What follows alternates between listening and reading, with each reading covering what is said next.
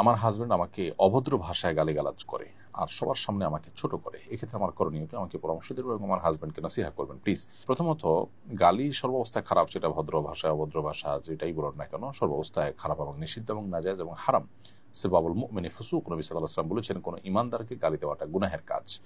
অতএব যিনি তার নিজের স্ত্রীকে এটি করছেন তিনি ডাবল গুনাহ করছেন। একে তো একজন মুসলিমকে তিনি গালি দিচ্ছেন, দ্বিতীয়ত স্ত্রী যাকে আল্লাহ তাআলা বলেছেন, যার সম্পর্কে আল্লাহ বলেছেন ওয়া আশিরুহুন্না বিল মারুফ, তোমরা তোমাদের স্ত্রীদের সাথে সুন্দরভাবে দিনাতিপাত করো, সেটার লঙ্ঘন তিনি করছেন।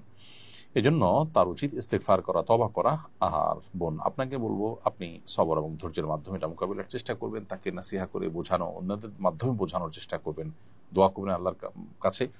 একটা সময় ইনশাআল্লাহ আল্লাহ তাআলা আপনাকে এই পরিস্থিতি থেকে মুক্তি দান করবেন এবং সবরের জন্য আপনি আল্লাহর কাছে অবশ্যই বিনিময় লাভ করবেন। আল্লাহ তাআলা মানুষকে অনেকভাবে পরীক্ষা করেন, এই পরীক্ষা যদি আপনি উত্তীর্ণ হন, দেখা যাবে আপনার জন্য ভালো কিছু অপেক্ষা করছে দুনিয়া কিংবা আখিরাতে ইনশাআল্লাহ তাআলা।